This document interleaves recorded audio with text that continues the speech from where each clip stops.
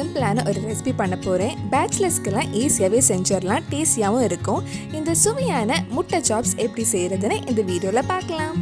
First முட்டை வேக வச்சிடலாம். நான் இன்னைக்கு 3 முட்டை எடுத்திருக்கேன். இது வேகும் போதே நம்ம இதுக்கு தேவையான மசாலா ரெடி பண்ணிடலாம். ஒரு மிக்ஸி ஜாரில் ஒரு சின்ன சைஸ் பெரிய வெங்காயம், ஒரு தக்காளி, 3 பல் பூண்டு, ஒரு சின்ன பீஸ் இஞ்சி, 1 டீஸ்பூன் நல்ல மிளகு, கொஞ்சம் கறிவேப்பிலையும் சேர்த்து அரைச்சி எடுத்துக்கோங்க. நல்ல மிளகு உங்கள் காரத்துக்கு ஏற்ற மாதிரி நீங்கள் ஆட் பண்ணிக்கலாம்.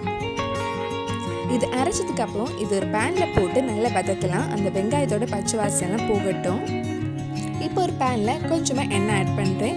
ஹோட்டல்ஸில் பார்த்தீங்கன்னா சாப்ஸ் பண்ணுறதுக்காக நிறையவே எண்ணெய் ஊற்றுவாங்க. ஆனால் நான் கொஞ்சம் கம்மியாக தான் ஆட் பண்ணியிருக்கேன். இதில் தேவையான அளவு உப்பு போட்டு எண்ணெய் பிரிஞ்சு வர்றது வரைக்கும் வதக்கிக்கோங்க. நம்ம சேனலில் இதுக்கு முன்னாடி நிறைய எக் ரெசிபி, எக் ஸ்நாக்ஸ் ரெசிபிஸ்லாம் பண்ணியிருக்கேன். நீங்கள் இன்னும் அந்த ரெசிபிஸ்லாம் பார்க்கலைன்னா அதோட லிங்க் கீழே டிஸ்கிரிப்ஷனில் இருக்குது. மறக்காமல் அந்த ரெசிபிஸும் போய் பாருங்கள்.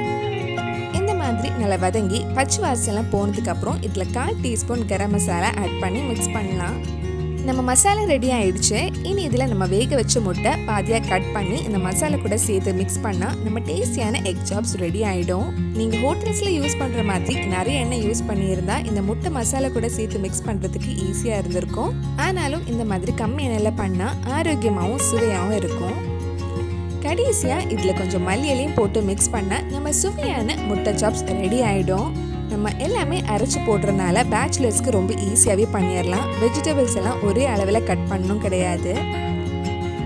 அவ்வளவுதான், டேஸ்டியான எக் சாப்ஸ் ரெடி ஆயிடுச்சு. கண்டிப்பாக நீங்களும் இந்த ரெசிபி உங்கள் வீட்டில் செஞ்சு பாருங்கள். பிடிச்சிருந்தா இந்த வீடியோவை லைக் பண்ணுங்கள், உங்கள் ஃப்ரெண்ட்ஸ் அண்ட் ஃபேமிலிக்கு ஷேர் பண்ணுங்கள்.